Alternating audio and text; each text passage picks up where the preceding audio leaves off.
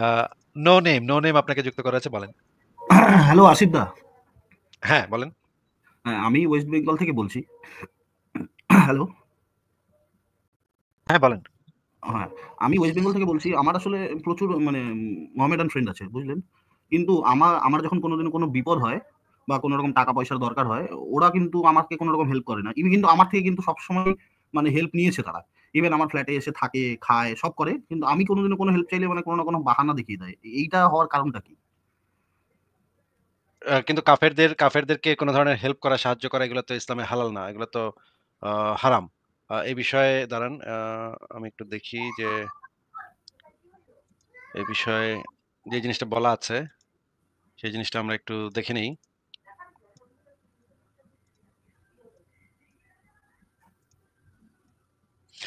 এখানে দেখেন, কাফেরের জানমাল রক্ষা নাজায়েজ। হ্যাঁ? এটা আপনি পাবেন আ হচ্ছে গিয়ে তাফসিরে মাঝারি ৫ম খণ্ড পৃষ্ঠা নাম্বার ২১৫ তে যে জিনিসটা বলা আছে।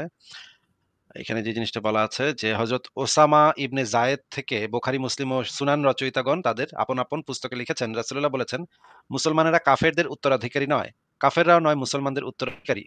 সূরা নিসার উত্তরাধিকার বিষয়ক আয়াতের ব্যাখ্যায় প্রসঙ্গটি বিস্তারিত আলোচনা রয়েছে। যথাস্থানে তা দেখে নেওয়া যেতে পারে। মাবসুত গ্রন্থে উল্লেখ করা হয়েছে, যদি কাফের সাম্রাজ্যে কিছু সংখ্যক কাফের অপর কোনো কাফের জনগোষ্ঠীর উপর আক্রমণ করে বসে, তাদের সম্পদ লুণ্ঠন করে, ওই জনপদে বাস করে কিছু সংখ্যক আশ্রিত মুসলমান, তবে হামলাকারীদের প্রতিহত করা মুসলমানদের জন্য জায়েজ নয়। কিন্তু যদি মুসলমানের জানমালের ক্ষ ক্ষ খ ক্ষতির আশঙ্কা দেখা যায়, তবে তাদেরকে প্রতিহত করতে হবে। কারণ শত্রুর মোকাবেলা করার অর্থ জীবনের ঝুঁকি গ্রহণ করা। আর আল্লাহ তাআলার বাণীকে সমুন্নত করা, ধর্মের মর্যাদা প্রতিষ্ঠা করা ও আত্মরক্ষা ছাড়া অন্য কোনো উদ্দেশ্যে জীবনের ঝুঁকি নেওয়া বৈধ নয়। তাই কাফেরদের জান ও মাল রক্ষার জন্য জীবনের ঝুঁকি নেওয়া মুসলমানদের জন্য অবৈধ। এই জিনিসটা পরিষ্কারভাবে বলা আছে যে একজন কাফেরের জন্য মানে একজন মুসলমান কখনো জানমাল করবে না। আ বিপদের ভিতরে যেন না পড়ে। সেই জিনিসটা বলে দেয়া আছে। এবার আমরা দেখি যে অ্যা ইহুদি না মানে কাফেরদেরকে তো বন্ধু হিসেবেও গ্রহণ করা হেল্প না করার কারণটা কি? আমি এটা জানতে চাই আরকি। কাফেরদেরকে তো বন্ধু হিসেবে গ্রহণ করতে করাটা নিষিদ্ধ করা কিন্তু আছে। তারা কিন্তু আমার কাফেরদের থেকে সবসময় হেল্প নেয় আরকি। হ্যাঁ, কাফেরদের থেকে তো হেল্প নেয়া যাবে তো। নিতে তো কোথাও মানে বাধা নাই। এটা তো এটা কন্ট্রাডিক্টরি হয়ে যাচ্ছে না একটু? ভাই কন্ট্রাডিক্টরি হইলে হ্যাঁ, না এটা আমি কি করি? এটা তো আপনি আলেমদের কাছে গিয়ে জিজ্ঞেস করবেন যে এটা কেন? না, না কিন্তু আলেমরা তো বলবে যে আমি তো মুসলিম নই। মানে আমার বন্ধু-বান্ধবের মানে ওরা নিজেরা ভাবে না ব্যাপারটা। আ এখন এইটা নিয়ে কি বলার আছে ভাই? এটা তো কিছু বলার নাই। যাই হোক আমার এটাই ইসলাম জানার তো ছিল মানে এরকমই। কেন ওরা এরকম আরকি এটাই আমার জানার ছিল আরকি। ইসলাম এরকম, তারাও এরকম। এটা আচ্ছা। এই বিষয়ে আর কি বলবো ভাই? ইসলামে না আমি তো আপনাদের ভিডিও ফলো করি। আব্দুল্লাহ আল মাসুদ ভাইকেও ফলো করি। আমাদের আসাদ নূর ভাইকেও ফলো করি। আমি দেখি অনেক কিছু ইসলামের ব্যাপারে। তো শুনি সবই। তো আমি আসলে অনেক সময় যুক্ত হওয়ার চেষ্টা করি। যুক্ত হওয়ার মানে স্টুডিও ফুল থাকে। মানে এই প্রশ্নটা আমার মাথায় সবসময় থাকে আরকি। মানে এরকম অনেক সময় হয় যে ওদের ফাইন্যান্সিয়াল প্রবলেম হলে ও আমার থেকে হেল্প চাইলে হয়তো পায়। আমার কাছে থাকলে হেল্প করি। কিন্তু ওরা কখনোই মানে আমি আজ পর্যন্ত পাইনি আরকি। মানে এটা একটা আশ্চর্য রকম লাগে আরকি। আ এই বিষয়ে মানে এটাও বলা আছে যে কাফের অমুসলিমদের সাথে বন্ধুত্ব করাটাও নিষিদ্ধ। এই বিষয়ে যে জিনিসটা বলা আছে আমরা একটু ভিডিওটা দেখে নিই। আ আমি দিচ্ছি। আমাদের অনেক কলিগ আছে কিন্তু অমুসলিম। অনেক আছে সেই কলিগের সাথে মাশাআল্লাহ সম্পর্ক একেবারে অন্তরঙ্গ সম্পর্ক, চরম বন্ধুতা। আছে না? আছে না কিছু লোক এরকম যে খুব বেশি অন্তরঙ্গ বন্ধুত্ব আছে। আমার স্কুল কলেজের অনেক আমাদের তরুণ যুবক যুবতী ভাইরা বোনেরা আছেন, যাদের অনেক হিন্দু অথবা খ্রিস্টান অথবা বৌদ্ধ সহপাঠীরা আছে, যাদের সঙ্গে তাদের খুব বন্ধুত্বপূর্ণ সম্পর্ক। ইসলাম এক্ষেত্রে কি বলে? তাদেরকে বন্ধুরূপে গ্রহণ করা যাবে কি না? এর জবাবে বলবো যে ইসলাম কোনো অমুসলিমকে অন্তরঙ্গ বন্ধুরূপে গ্রহণ করার অনুমোদন দেয় না। সাধারণ তথাকথিত বন্ধুত্ব বলা যেতে পারে, অর্থাৎ একজন অমুসলিম সহপাঠী, তার সঙ্গে আপনি পড়াশোনার কোনো বিষয় লেনদেন করছেন, আপনার সহকর্মী কলিগ, তার সাথে কোনো বোঝাপড়ার আপনি বিনিময় করছেন, সেক্ষেত্রে করতে করতে তার কোনো ভালো গুণ আপনার ভালো লেগেছে, এই ভালো লাগা এটা দোষের কিছু না, এবং এর ফলে তার সাথে আপনার এক ধরনের সম্পর্ক হয়ে গেছে, এটাতেও দোষের কোনো কিছু না। আপনি এর ফলে তার সঙ্গে আসা যাওয়া করছেন, সে আপনার কাছে আসা যাওয়া করছে, এগুলোর কোনোটাতে দোষের কোনো কিছু না। অন্তরের গভীরে তাকে বন্ধুরূপে স্থান দেওয়া, যেটাকে বেতানা বলা হয়েছে কোরআনের ভাষায়, একেবারে ভেতরকার বন্ধু হিসেবে তাকে স্থান দেওয়া, এটার সুযোগ নাই। এই প্রসঙ্গে কোরআনে কারীম আল্লাহ সুবহানাহু ওয়া তাআলা বলেছেন, লা ইয়াত্তাখিযুল মুমিনুনা আল কাফিরিনা আউলিয়া মিন দুনিল মুমিনিন। একজন মুসলমান অমুসলিমদের, বিশেষ করে বিষয় খেলোয়াড় অমুসলিম, এই অমুসলিমদের প্রতি ভালোবাসা প্রকাশ হয়, বিশেষ ভালোবাসা প্রকাশ হয়, এরকম কোনো কিছু একজন ইমানদার করতে পারে না, এটা তার ইমানের সাথে যায় না। কোরআন কারীমে আল্লাহ তাআলা বলেছেন, কাইফা ইয়াহদিল্লাহু কওমান কাফারু বা'দা ঈমানিহিম ওয়া শাহিদু আন্না রাসূলাহু হাক্কুন ওয়া জাআহুম বিয়িনাত ওয়াল্লাহু লা ইয়াহদিল কওমাল যালিমিন উলাইকা জাযাউহুম আন্না আলাইহিম লা'নাতুল্লাহি ওয়াল মালাইকাতি ওয়ান নাস আজমাইন। আল্লাহ কিভাবে তাদেরকে হেদায়েত দিবেন? যাদের কাছে রাসূল সমস্ত প্রমাণ নিয়ে আসার পরে ঈমান আনেন তারা। এদের উপর আল্লাহ লানত হয়, তাদের সমস্ত কাফের উপর আল্লাহ লানত হয়। বুঝে আসছে? মালউন এরা, অভিশপ্ত এটা। আমরা যদি কখনো এই জন্য আমাদের কোনো মানুষ দেখি যদি কোনো অমুসলিমদের মালউন বলে, অনেকে রাগ করে, অনেকে চেতে যায়। অথচ মালউন তো অবশ্যই সত্য। হিন্দুদের সাথে খাবার খাওয়া যাবে কি?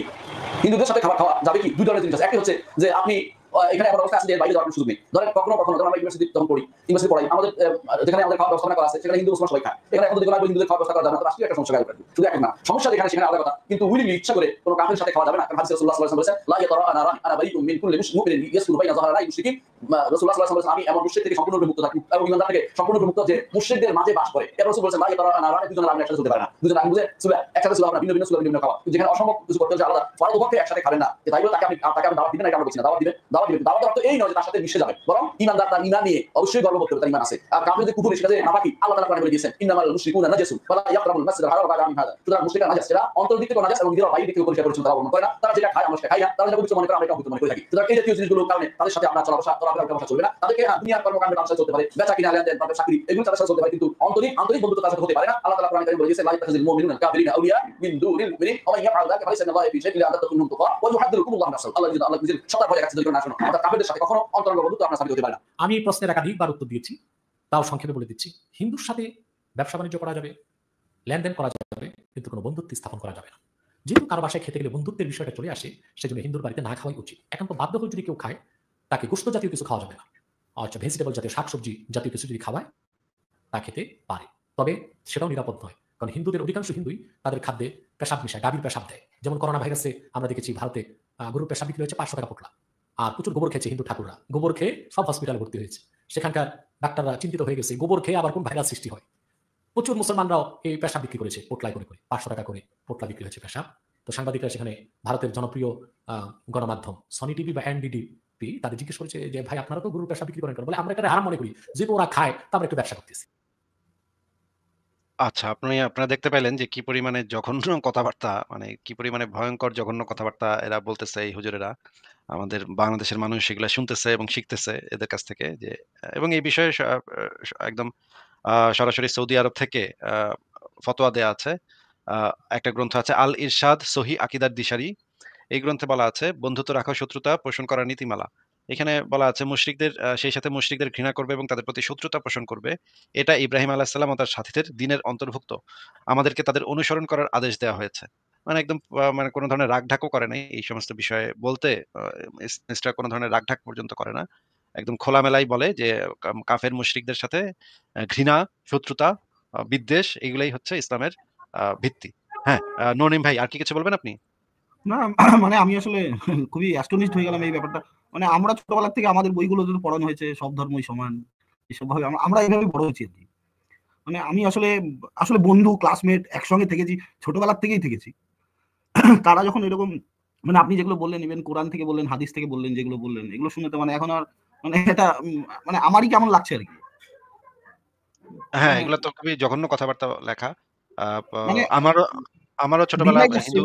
এবার হ্যাঁ, এবার বলুন। আমিও ডিভাইড মানে আমার মনে ওই জিনিসটা আসছে যে আমিও কি ওদের সঙ্গে এরকম করব? মানে এরকম একটা মানসিকতা তৈরি হচ্ছে আর কি। এরকম আসতে পারে, কিন্তু আমরা যেটা প্রমোট করি আমাদের এই প্ল্যাটফর্ম থেকে, আমরা যেটা প্রমোট করি যে আপনি কখনো কাউকে ধর্মের ভিত্তিতে কাউকে আ কারো মর্যাদা দেখেন, আপনিও যদি সেই একই কাজ করেন তাহলে কিন্তু আপনিও না, না, সেই না, দলেই আমরা তো পড়ে গেলেন। আমি সেটা বলছি না। আমি কাউকে মর্যাদা অমর্যাদা করার কথা কাউকে ঘৃণা করা এগুলো তো আমি ঠিক মনে করি না। না, না, মানে ঘৃণা আমাদেরকে তো শেখানো হয় না। ঘৃণা জিনিসটা থাকা উচিত। এই যে এই বিষয়গুলা যেগুলো আমি দেখালাম সেগুলোর প্রতি ঘৃণা থাকা উচিত। হ্যাঁ, সেই ঘৃণা যে জিনিসগুলোর প্রতি ঘৃণা আছে। কোন ঘৃণা মানুষের যে প্রতি মানে ঘৃণা। সবসময় যদি আপনি বলেন যে, "না, না আমি কাউকে কোনো কিছু ঘৃণা করি না।" এটাও একটা যৌক্তিক পজিশন না। যে জিনিসগুলাকে ঘৃণা জানানো উচিত, যে জিনিসগুলা মানুষের ভিতরে ঘৃণা সৃষ্টি করে, বিভেদ সৃষ্টি করে, সাম্প্রদায়িকতা সৃষ্টি করে, সেগুলা সম্পর্কে অবশ্যই খুবই পরিষ্কারভাবে ঘৃণা জানাইতে হবে যে এগুলা মানুষের ভিতরে বিভেদ সৃষ্টি করে, এগুলাকে আমরা ঘৃণা করি। এই জিনিসগুলা পরিষ্কারভাবে বলতে হবে এবং একই সাথে এটাও মনে রাখতে হবে যে এই কাজগুলা যেই গ্রন্থে লেখা আছে, যেই কথাগুলা বলা আছে, এই একই লেভেলে কিন্তু আমরা নামতে পারব না। আমরা কিন্তু কারোর ধর্মের উপর ভিত্তি করে আমরা কিন্তু বুঝতে পারব না যে সেই মানুষটা কেমন। সে মুসলিমও হইতে পারে, সে হিন্দু হইতে পারে, সে খ্রিস্টানও হইতে পারে, ভালো মানুষও হইতে পারে, খারাপ মানুষও হইতে পারে। যদি এই সমস্ত নোংরা সাম্প্রদায়িক মতাদর্শ সে ওন করে, তখন আমরা বলতে পারবো যে সে একজন মানে তাকে আমরা ঘৃণা করি। সে তখন ঘৃণার যোগ্য হবে। কিন্তু যদি সে সেটা না করে, এমনকি মুসলমানদের মধ্যেও নিশ্চয়ই সবাই এগুলা ফলো করে না। তারা নিশ্চয়ই এই জিনিসগুলো মানে না। তাদের সম্পর্কে তো আমাদের কোনো বক্তব্য নাই। আমাদের বক্তব্যটা যৌক্তিক হতে হবে এবং মানে পরিষ্কার হতে হবে। আবছা, আবছা ঘোলাটে, ঘোলাটে বক্তব্য রাখা যাবে না যে, "না আমরা সবাইকে সম্মান করি।" না, আমরা সবাইকে সম্মান করি না। আমি সবাইকে সম্মান করি না। আবার না আমি সবাইকে ভালোবাসি। না, আমি সবাইকে ভালোবাসি না। সরি। আমি সবাইকে ভালোবাসতে পারব না। হ্যাঁ? যে ব্যক্তি আমাকে হত্যা করতে চায় তাকে আমি কিভাবে ভালোবাসবো? এটা কি কেমন কথা? হ্যাঁ? আমরা মানে খুব পরিষ্কারভাবে এই জিনিসটা বলে দিতে হবে যে, যারা এই সমস্ত মতাদর্শ প্রচার করে, বিশ্বাস করে, তারা অবশ্যই আমার ঘৃণার উপযুক্ত। তারা আমার ঘৃণা পাবে। আর যারা এই জিনিসগুলা এমনকি ইসলাম মুসলিম পরিবারে জন্ম নিয়েও যারা এই জিনিসগুলা ফলো করে না, তারা আমার বন্ধু, তারা আমার আত্মীয়, তারা আমার সহযাত্রী। এটা পরিষ্কারভাবে বলতে হবে। কথার ভিতরে এই যে ঘোলাটে ব্যাপারটা মানে এই যে যখন অনেকের মুখে আমি শুনি, ওয়েস্ট বেঙ্গল থেকে অনেকের মুখে থেকে শুনি যে, "না আমি সব ধর্মকে সম্মান করি না। আমি" আ এগুলা ভুল কথা। এগুলা অযৌক্তিক ফালতু কথা। এগুলার কারণে আরো প্রবলেম ক্রিয়েট হয়। স্ট্রেইট বলতে না, হবে। সঠিক আসলে কথাটা আসলে পরিষ্কার করে বলতে হবে। ওরা আমাদের সামনে এমনভাবে মেশে, মানে এখানে ওদের সংখ্যা অনেক কম। আমি যে এরিয়াতে থাকি, ঠিক আছে? মানে হয়তো ১০০ জন থাকলে ওরা হবে কজন? ৫ জন ৭ জন হবে মেক্সিমাম। মানে পার্সেন্টেজ খুব কম ওদের। ঠিক আছে? তো ওরা আমাদের সঙ্গে কিন্তু একদম মানে এমন হয় আমরা বুঝতেও পারি না আরকি। বুঝতে পারলেন? তো সেইখানে হ্যাঁ। মানে এতদিন এই ধারণাটা আমি জানতাম না। মানে আপনি আজকে খুলে দেখালেন বলে আমি বুঝতে পারলাম যে অ্যাকচুয়াল কাহিনীটা কেন এইরকম। মানে এতদিন এই প্রশ্নটা ছিল। মানে যুক্ত হওয়ার সময় পেতাম না, জিজ্ঞেস করাও হয়ে ওঠেনি কাউকে। আর বিশেষ করে টিভিতে, নিউজে, বিভিন্ন রকম YouTube এ, অনলাইনেও যেসব দেখি ওদেরকে প্রশ্ন করা যায় না। ওরা প্রশ্ন করলে নাকি অন্যরকমভাবে দেখে। একটা ভয়ও তো কাজ করে। আজকাল মানে যেরকম শুরু হয়েছে চারিদিকে, একটা ভয়ও কাজ করে যদি প্রাণ সংশয় হয় বা যাবতীয় আরো তো অনেক কিছু আছে, আনুষঙ্গিক ফ্যামিলি আছে, আর অনেক কিছুই আছে। এই জিনিসটাও কাজ করে আজকাল আরকি। ঠিক আছে তাহলে ননিম ভাই আর কি কিছু বলবেন আপনি? না। থ্যাংক ইউ দাদা। আচ্ছা, আপনার সঙ্গে কথা বলে খুব ভালো লাগলো। আচ্ছা ভালো থাকবেন। আপনার জন্য শুভকামনা রইলো। বিদায় জানাচ্ছি। আপনাকে। হুম।